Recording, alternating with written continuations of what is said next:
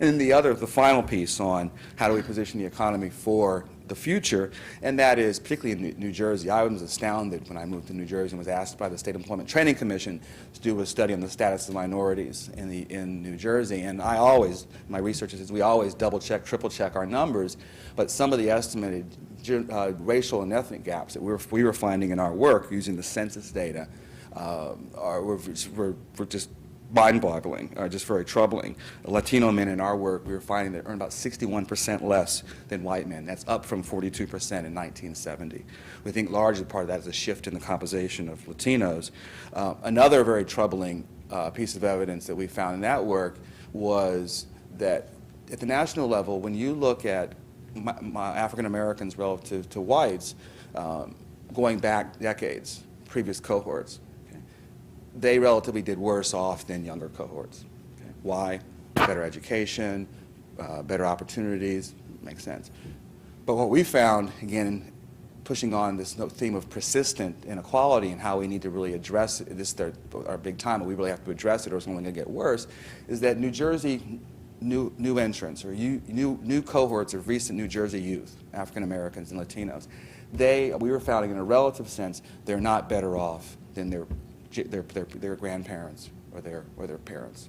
Okay? That their earnings differentials are just as large, if not larger, than previous cohorts, okay? Which is, again, very, very troubling. So really, going forward, one, we're dealing with this stopping the bleeding of the recession, and so now it really is all about looking forward. How do we position our economy for broad-based growth, and also how do we position our economy where we can address the long-term and growing persistent inequalities that we're seeing at the national level, but particularly here in the state. So let's talk about some of the approaches to addressing the big challenges. And here, for me, I think the three of us are have some coalescence around here with the question, how do we minimize the length of any jobless recovery? Is it going to be a jobless recovery that's going to look more like the 91, 92?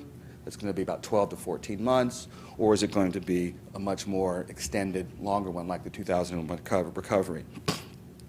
And then second, what must we do to increase labor share, which I said is a historical low? And then finally, the last question I'll sort of walk you through or share some thoughts with you is, where do we need to go as a society? Okay. So the first question, how do we minimize the length of the jobless recovery?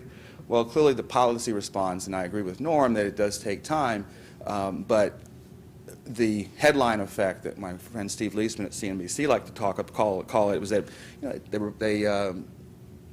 ERA really created or restored confidence on Wall Street and Main Street, that we're not only monitoring the results, we're not only monitoring the economy, we're doing something about it, we're taking active action. However, if you look at consumer confidence, particularly the expectations component, that has initially rose in response and reaction, but it has been falling off over the last few months. That's a bit of a concern. The response also was about helping the neediest, and then also positioning us for the future. Tax cuts were a part of the Recovery Act.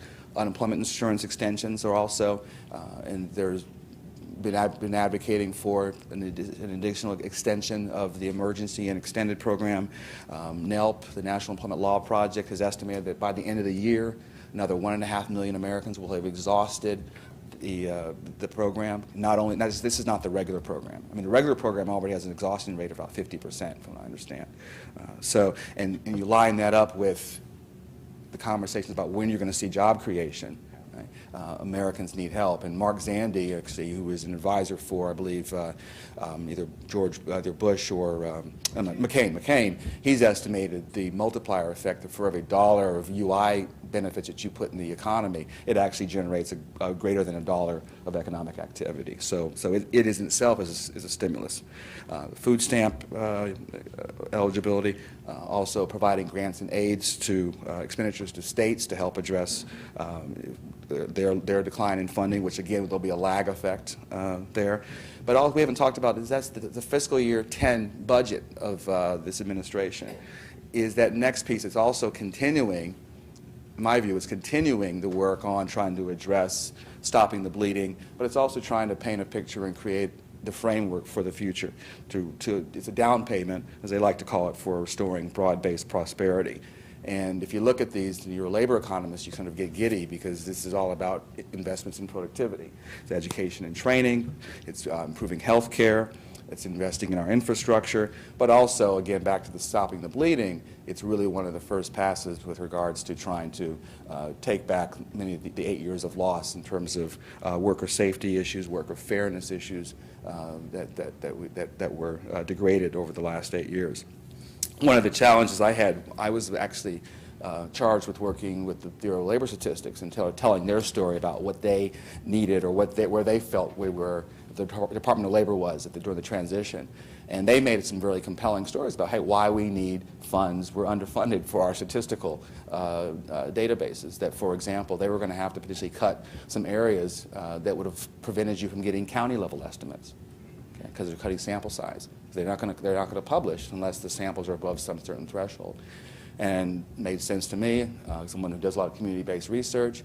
But then I go back and I huddle up with my friends who are in ESA, my friends who are in Employment Training Administration, wage and hour, and they show me their budget and how they've lost inspectors. And they say to me, Bill, so you're going to say you want to take $1 and you want to spend it on a survey as opposed to putting out another inspector? And I said, well, you got to be able to know what you're looking to inspect if you don't have to. But nevertheless, there's a commitment there to move in both directions. But right now, I think it's much more about trying to address the issues around enforcement. How do we minimize the length of the jobless recovery? Well, people have been trying to do some estimates of the dollars that are being posted and the rewards that are being posted on the recovery.gov's website. And I took a stab at just focusing on the contract numbers that to date, and this will be updated today, but today about a little more than 30,000 jobs have been created by federal contracts, and where they've spent about $16 billion. And what I did was I got that data, they publish it by state and by department, so I linked that up to unemployment rates and payroll data, employment by states, and got the results that it does look at this stage. States with highest unemployment rates are getting the largest awards. States that have had the biggest increases in their unemployment rate during the recession are getting the largest awards. And also states that have the biggest declines in their payroll employment over this period also do seem to be getting, they're supposed to be getting the the greatest number of awards. And then the next, those I feel pretty good about. Then I said, well, I saw some people say, well, let me just divide to figure out what's the cost of these jobs. People just take the little simple number of, the $16 billion and divide by the 30,000 jobs that have been created. And that just didn't feel right. If you're a labor economist, you want to run a regression, right? The first thing, you want to run a regression, right? You want to use the regress command. And so what I did was, that's the per capita cost, but what I do is at the margin, if you spend another $1 million, how many jobs would you get, or what's the association? And when I do that, then I'm getting that for about $1 million contract that was awarded, that the dollars are already in place, are being utilized, it seems to be associated with on average about 14 jobs. On average about 14 jobs.